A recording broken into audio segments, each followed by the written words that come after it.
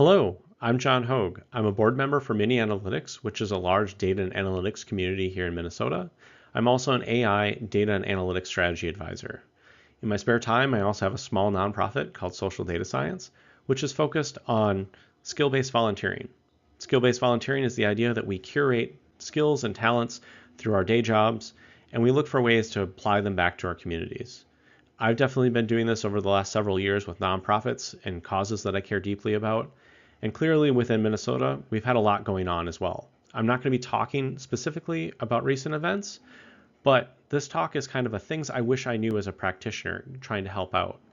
And hopefully it helps us for things that might happen in the future as well. Unfortunately, the current world that we live in, the distance between what is said and what is known to be true has become an abyss. There are things that we see with our own eyes, hear with our own ears, and information we gather from friends and family and community members, and we know these things to be true. Unfortunately, we see these things also said in a different way from our government officials, the news, social media, and people outside of our community, and we know that those things are not right. And of all the things at risk, the loss of an objective reality is perhaps the most dangerous. So when this official story doesn't match the ground truth, what happens? Well, communities have been building their own evidence base for 2 decades, and the pattern's pretty consistent.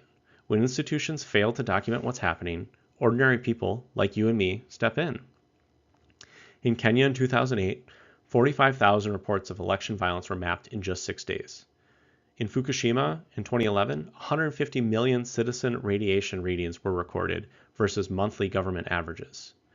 In the Syrian conflict, 650,000 videos were preserved. These are videos of war crimes and atrocities, things you need as evidence to prosecute people.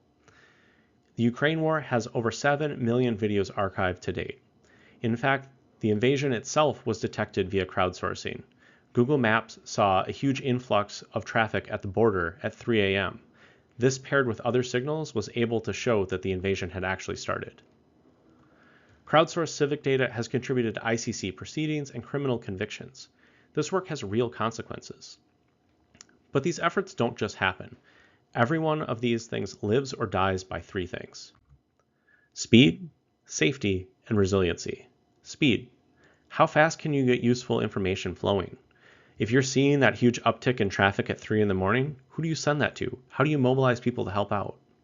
Safety. How do you protect contributors and organizers? Data collection in a lot of places is legal, but that doesn't mean that you're not going to be harassed, arrested, or worse. Resiliency. How can your efforts survive attacks and attrition? People leave, people try to poison your data. How are you going to keep that thing going? These pillars exist in productive tension. But you've all been working with tension for a long time. You have the scope triangle from software development lifecycle, where you've got scope, time, and cost. You're told that you have to pick 2. You're optimizing for project delivery. On the crowdsourced triangle, you've got speed, safety, and resiliency. And unfortunately, you have to navigate all 3. You're optimizing for human outcomes and system survival. You can't neglect any one. So what happens if you just jump in? Well, things can go wrong. In Syria, 200,000 videos were destroyed by automated content moderation. That's information that they're never going to get back. In Tunisia, security wasn't taken seriously enough, and the government stole activist passwords. In Haiti, in a rush to publish the information, sensitive personal information was made public without consent. Good intentions didn't prevent harm. And in Hong Kong and Belarus, the speed of adoption of a mesh networking app outran security vetting. Researchers could read messages and build social graphs. These are not cautionary tales from somewhere else. Similar things are happening right here and right now. None of these had a clean answer. They all were trade-offs, and someone got one of them wrong. But the important thing is that data is not the point. The people are. And it really starts by asking, is someone already doing this? Duplication wastes scarce volunteer energy and fragments the data. I know I had a lot of really interesting ideas that I wanted to get going with, but I needed to first make sure that someone else wasn't already doing it, because oftentimes someone already was. An existing effort that's already out there, you can make it better. You can make it stronger. You can also just add redundancy in case someone burns out and can't keep things going. And then as data professionals, we all know that whenever you change a survey question or you collect data in a different way, you can't always combine those things together. So it might be better to have one robust solution that gathers the information in one way versus 5 different ways that maybe can't be tied together. But perhaps, no one's asking the question that you're trying to have answered or, collecting the right information. But maybe someone else is collecting something similar to it. They might already have a platform stood up, and maybe they might already have some people in the community that they're working with. You might be able to coordinate with them to help them out, collaborate. The whole idea here is that you're not competing, you're making things better. Last but not least is the build. Maybe nothing covers your question. Maybe you have to move really quickly and you have no other solutions, in front of you. But now you're on the hook for everything. Speed, safety, and resiliency. You also have to think about how you're going to exit this thing. But I know many people that are listening to this, building's really exciting, but it's truly the last resort, not the first move. Hopefully you've decided that you're going to maybe help out and you want to help figure things out more. What are you going to do next? You could help out by making sure that you're answering the right question. Vague mandates produce unusable information. We've all seen open text fields and how people think that they're going to collect a whole lot of nuance, but the reality is that those are really hard to work with and they almost never get used in analysis. Specific questions produce actionable data. What's the radiation on the street? Can this specific claim be verified? What checkpoints are active today? Then think about what minimum amount of data you need to be able to answer that question. Because data that you don't collect can't be weaponized against you or your contributors. But even with the right question, how do you collect information from people that can't identify themselves? Trust without identity is really hard. It exists on a spectrum here. And so on one end, you've got open crowdsourcing where anyone can submit. And this is great for collecting information about where to repair potholes or where streetlights are out. But if you deal with more complicated things, you really have to think about where you're going to get the trust from. And oftentimes the trust comes from clustering, independent reports that are agreeing. On the other end of the spectrum, you have got closed crowdsourcing. You've got vetted contributors that are trained. They've got private identities. They know how to collect the information. It takes longer to set up, but the information quality is a lot higher. The right model really depends on the consequence of being wrong. If someone reports the pothole that's not on this street, that's okay. If you are trying to gather evidence around where someone was located, for a criminal investigation, that's an entirely different matter. But even if your contributors are trustworthy, the data set may still lie to you. You need to consider what biases you're going to have within your data. If you're collecting data within a large populated area, you're going to have a lot more eyes and ears. You might see more reports. Rural areas, you might not have as many people to look around and keep an eye out on things. Demographics are going to also play a huge role. Certain people and certain groups are going to have different digital literacy. They're going to have different language barriers. They might have different access to tools or technology. Survivorship bias is probably the most important. If you are a group that's being harassed or persecuted, you might feel like contributing to an effort like this is going to put a target on your back. And so you might be less likely to submit a report. This kind of is counterintuitive. So the very people that we want to help and measure, they're probably the least likely to actually do so. Dramatic events are almost always going to get logged. Everyone wants to provide their take on it, what they saw, what they heard. Slow patterns don't really see that. Frequency does not equal severity. And then the platform that you choose is also going to shape how people respond. Mini Analytics, as an example, for speaker submissions, you have to submit through Google Forms. If you don't have a Google account, you can't submit. Is that an issue for us? Maybe, but the risk is pretty low. All this is really hard, but this is all before someone's actively trying to break it. Unfortunately, a lot of these efforts are also going to have people that want to discredit the work that you're doing. You might have bots that are flooding your submissions with illegitimate reports. You might have actual humans that are trying to misrepresent the data that they're putting in. You might have yet other people that are trying to use the moderation tools of the platform you have to try to get your content removed.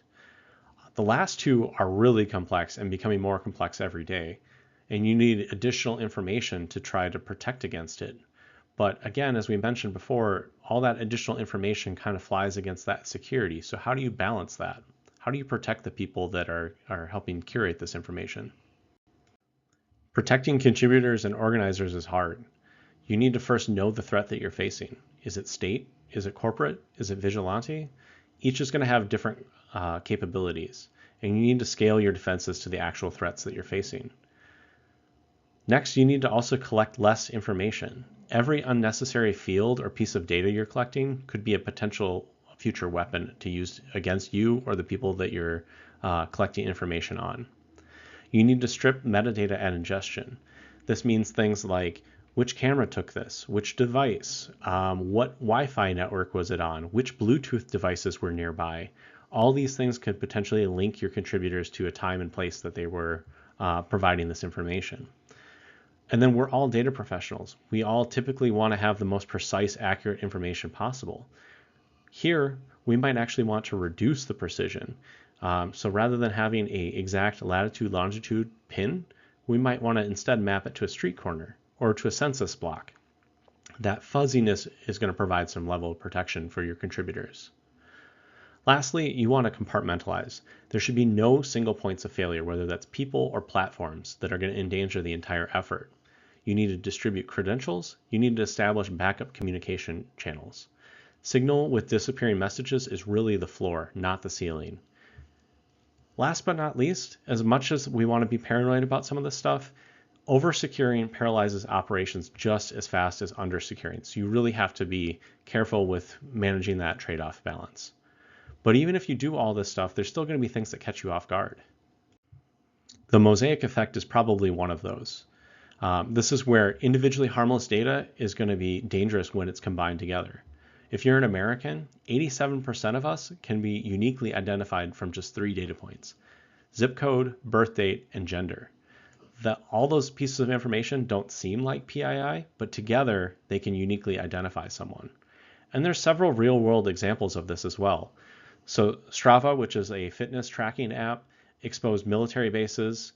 And I think this just happened again with an aircraft carrier in the Mediterranean in 2026, where again, someone was jogging around the deck of the ship and they could see where the ship was and which direction it was headed.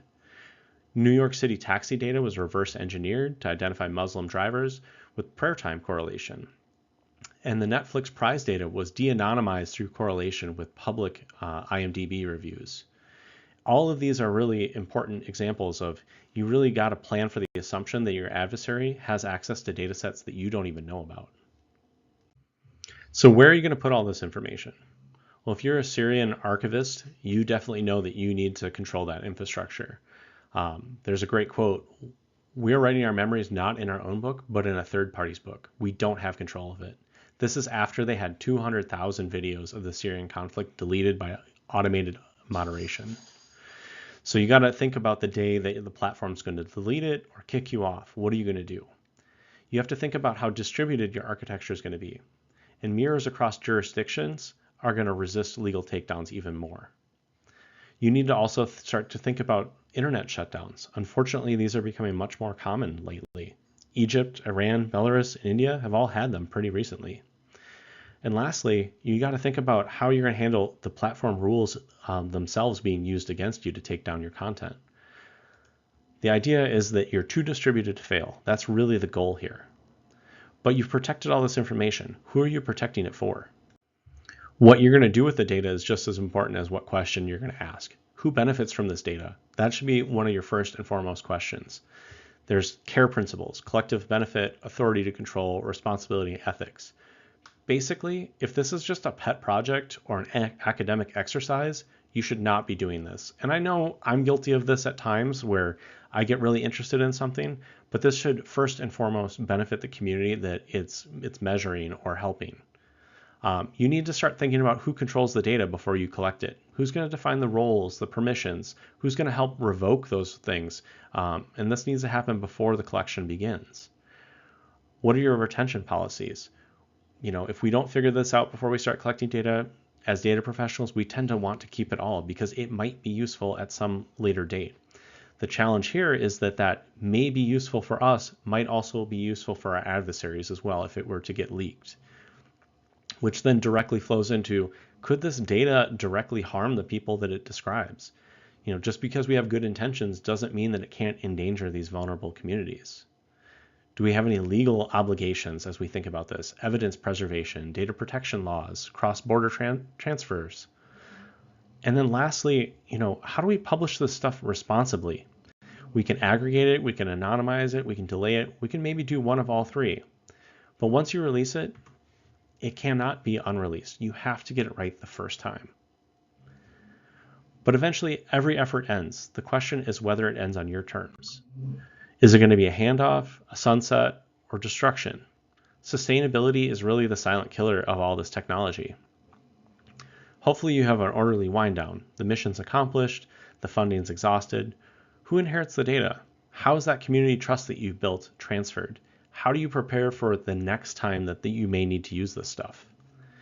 Maybe you've got a forced shutdown. There's been legal action, a platform takedown, political pressure. Where does the data go? What gets preserved? What gets destroyed? You might have hours, not days, to make these decisions. You need to plan for these things ahead of time. Organizer attrition is probably the most likely situation that you'll run into. Key people leave, they burn out, maybe even worse. Who has the backup credentials? What's the succession plan? Don't be the last person standing. The efforts that survive aren't run by heroes. They're run by people that made themselves replaceable on purpose. Planning your work around speed, safety, and resiliency matter, but there's always going to be trade-offs. There's always going to be a debate about speed versus rigor. How fast do you need it? How sure do you need to be? Openness versus security. The more allies you let in, the more adversaries that can also get in. Documentation versus danger. Every additional piece of information you collect could identify a victim. It could also identify your contributors. Distribution versus governance. The more resilient you are to censorship also costs you central control. But most of these efforts don't fail from the lack of passion. They fail from the lack of exactly the skills that you used at work this week. There is no right answer. These are the constraints for you to set. That's the job. I'll leave you with one last thought. I have friends everywhere, and perhaps with crowdsourced data, you can too. Thank you.